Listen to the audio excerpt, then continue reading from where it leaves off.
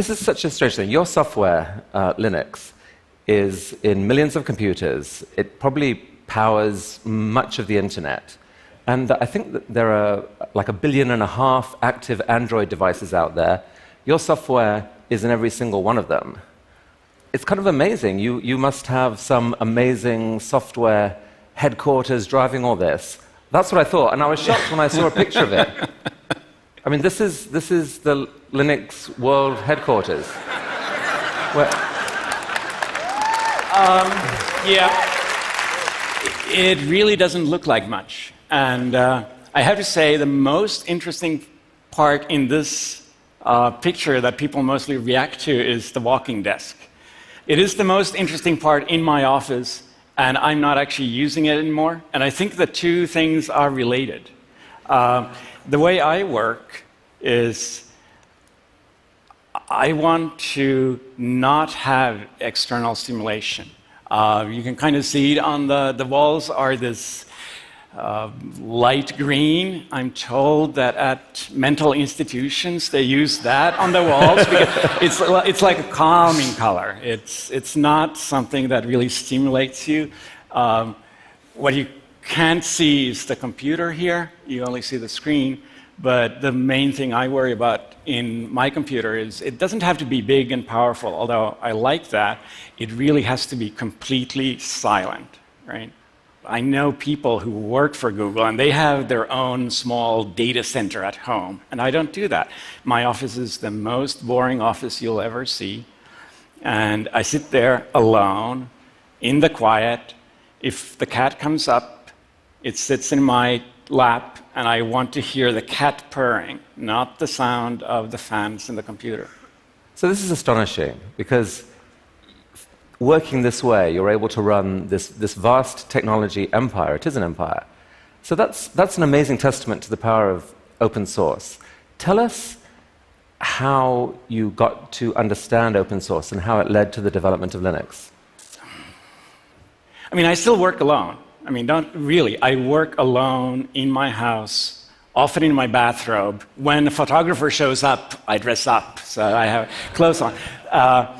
And that's how I've always worked. I mean, this was how I started Linux, too. I did not start Linux as a collaborative project. I started it as one in a series of many projects I had done at the time for myself, partly because I needed the end result, but even more because I just enjoy programming. So it was about the end of the journey, which 25 years later we still have not reached, but it was really about the fact that I was looking for a project on my own, and there was no open source really on my radar at all. And what happened is the project grows and becomes something you want to show off to people, right? Really. And this is more of a, wow, look at what I did, and trust me, it was not that great back then.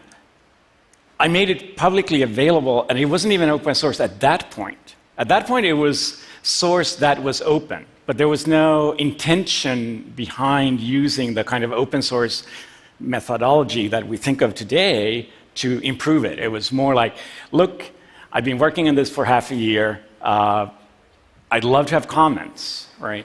And other people approached me. I had at the University of Helsinki, I had a friend who was one of the open source. It was called mainly free software back then. And he actually introduced me to the notion that, hey, you can use these open source licenses that had been around, and I thought about it for a while. I was actually worried about the whole commercial interests coming in. I mean, that's one of the worries I think most people who start out have, is that they worry about somebody taking advantage of their work, right? And I decided, what the hell, right? Huh. And then at some point, someone contributed some code that you thought, wow, that really is interesting. I would not have thought of that. This could actually improve this. It didn't even start by people contributing code. It was more that people started contributing ideas. And just the fact that somebody else takes a look at your project, and I'm sure it's true of other things too, but it's definitely true in code, is that somebody else takes an interest in your code, looks at it enough to actually give you feedback and give you ideas, which that was a huge thing for me. I mean, so I was 21 at the time, so I was young, but I'd already programmed for half my life, basically. And every project before that had been completely personal, and it was a revelation when people just started commenting, started giving feedback on your code. And even before they started giving code back, that was, I think, one of the big moments where I said, I love other people. Right? Don't get me wrong, I'm actually not a people person, right? I am, right? I don't really love other people. But I love computers. I love interacting with other people on email because it kind of gives you that buffer. But I do love other people who comment and get involved in my project, and it made it so much more. And so was there a moment when you saw what was being built and it suddenly started taking off and you thought, wait a sec, this actually could be something huge, not just a personal project that I'm getting nice feedback on, but a kind of an explosive development in the whole technology world? Not really. I mean, the big point for me really was not when it was becoming huge, it was when it was becoming little, right? The big point for me was not being alone and having 10, maybe 100 people being involved. That was a big point. Then everything else was very gradual. Going from 100 people to 1 million people is not a big deal. To me, well, I mean, maybe it is if you want to sell your result, it's a huge deal, don't get me wrong. But if you're interested in the technology and you're interested in the project, the big part was getting the community. Then the community grew gradually, and there's actually not a single point where I went like, wow, that just took off. Because it took a long time, relatively. So all the technologists I talked to really credit you with massively changing their work. And it's not just Linux, it's this thing called Git, which is this management system for software development. Tell us briefly about that and your role in that. So one of the issues we had, and this took a while to start to appear, is when you grow from having 10 people or 100 people working on a project to having 10,000 people, which, I mean, right now we're in the situation where just on the kernel we have 1,000 people involved in every single release, and that's every 2 months, roughly, 2 or 3 months. Some of those people don't do a lot, right? There's a lot of people who make small changes. But to maintain this, the scale changes how you have to maintain it. And we went through a lot of pain, and there are whole projects that do only source code maintenance. And CVS is the one that used to be the most commonly used, and I hated CVS with a passion and refused to touch it, and tried something else that was radical and interesting, and everybody else hated. And and we were in this bad spot where we had thousands of people who wanted to participate, but in many ways I was the kind of break point where I could not scale to the point where I could work on it with thousands of people.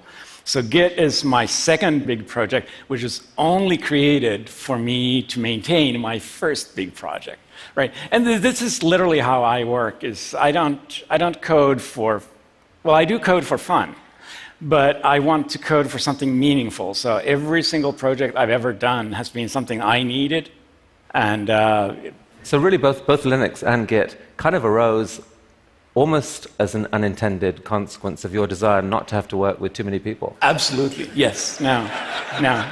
That's amazing. Yeah.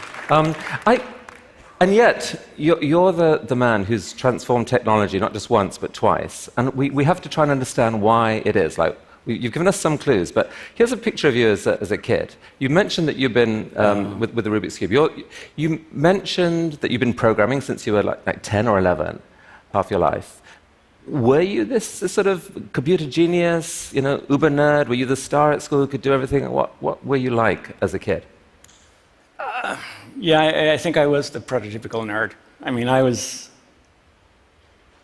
not a people person back then. That's my younger brother. I was clearly more interested in the Rubik's Cube than my younger brother, right? My younger sister, who's not in the picture, when we had family meetings, and it's not a huge family, but I have like a couple of cousins, she would prep me beforehand. Like, before I stepped into the room, she would say, okay, that's so-and-so, right? That's because I was a geek. I was into computers, I was into math, I was into physics, I was good at that. I don't think I was particularly exceptional. Apparently, my sister said that my biggest exceptional quality was that I would not let go, right? I would just... Okay, so let's go there, because that's interesting. You would not let go. So that's not about being a geek and being smart. That's about being stubborn. That's about being stubborn. That's about just starting something and not saying, okay, I'm done, let's do something else. Look shiny. And I noticed that in many other parts in my life too, that I lived in Silicon Valley for 7 years. And I worked for the same company in Silicon Valley for the whole time. That is unheard of, right? That's not how Silicon Valley works. The whole point of Silicon Valley is that people jump between jobs to kind of mix up the pot. And it's not the kind of person I am. But during the actual development of Linux itself, that stubbornness sometimes brought you in conflict with other people.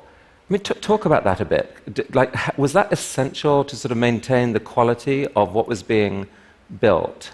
How would you describe what happened? I don't know if it's essential. Going back to I'm not a people person. Sometimes I'm also, shall we say, myopic when it comes to other people's feelings. And that sometimes makes you say things that hurt other people. And I'm not proud of that, right? But at the same time, I get people who tell me that I should be nice. And then when I try to explain to them that maybe you're nice, maybe you should be more aggressive, they see that as me being not nice. And what I'm trying to say is we are different. I'm not a people person. It's not something I'm particularly proud of, but it's part of me. And one of the things I really like about open source is it really allows different people to work together. We don't have to like each other, and sometimes we really don't like each other, really. I mean, there are very, very heated arguments. But you can find things that you don't even agree to disagree. It's just that you're interested in really different things. And coming back to the point where I said earlier that I was afraid of commercial people taking advantage of your work, it turned out, and very quickly turned out, that those commercial people were lovely, lovely people, and they did all the things that I was not at all interested in doing, and they had completely different goals, and they used open source in ways that I just did not want to go, but because it was open source, they could do it, and it actually works really beautifully together. And I actually think it works the same way. You need to have the people, the communicators, the warm and friendly people who really want to hug you and get you into the community. But that's not everybody, and that's not me, right? I care about the technology. There are people who care about the UI. I can't do UI to save my life. I mean, if I was stranded on an island, and the only way to get off that island was to make a pretty UI, I'd die there, right? so there's different kinds of people, and Okay. I'm not making excuses. I'm trying to explain. Now, when we talked last week, though, you talked about some other trait that you had, which I found really interesting. Right. It's this idea called taste, and I've just got a couple of images here. Now, apparently, I think this is an example of not particularly good taste in code. And this one is better taste, which, as one can immediately see. What is the difference between these two? So this is how many here have coded, right? Oh my goodness! Okay. So I guarantee you, everybody who raised their hand, they have done what's called a singly linked list, and it's taught this. The first, not very good taste approach is basically how it's taught to be done when you start out coding. And you don't have to understand the code. The most interesting part to me is the last if statement. Because what happens in a singly linked list, this is trying to remove an existing entry from a list, and there's a difference between if it's the first entry or whether it's an entry in the middle. Because if it's the first entry, you have to change the pointer to the first entry. If it's in the middle, you have to change the pointer of a previous entry. So there are two completely different cases. And that's better. And this is better. It does not have the if statement. And it doesn't really matter I don't want you to understand why it doesn't have the if statement, but I want you to understand that sometimes you can see a problem in a different way and rewrite it so that a special case goes away and becomes the normal case. And that's good code. But this is simple code. This is CS 101. This is not important, although details are important. To me, the sign of people I really want to work with is that they have good taste, which is how I sent you this stupid example that is not relevant because it's too small. Good taste is much bigger than this. Good taste is about really seeing the big patterns and kind of instinctively knowing what's the right way to do things. Okay, so we're putting the pieces together here now. You have taste in a way that's meaningful to software people. You're a computer... I think it was meaningful to some people here. You are a very smart computer coder, and you're hellish stubborn. But there must be something else. I mean, you've changed the future. You must have this ability to have these grand visions of the future. You're a visionary, right? So I've actually felt slightly uncomfortable at TED for the last 2 days because there's a lot of vision going on, right? And I am not a visionary. I do not have a 5-year plan.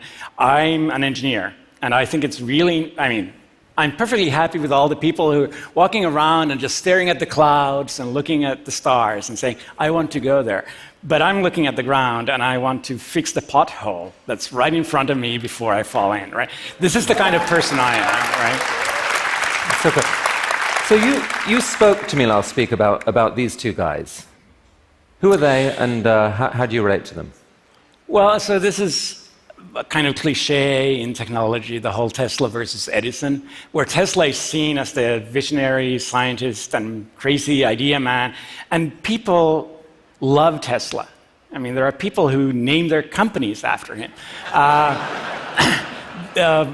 The other person there is Edison, who is actually often vilified for being kind of pedestrian, and his most famous quote is, "Genius is 1% inspiration and 99% perspiration."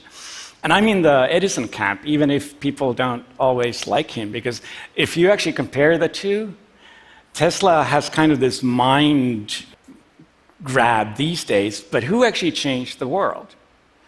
Edison may not have been a nice person. He did a lot of things.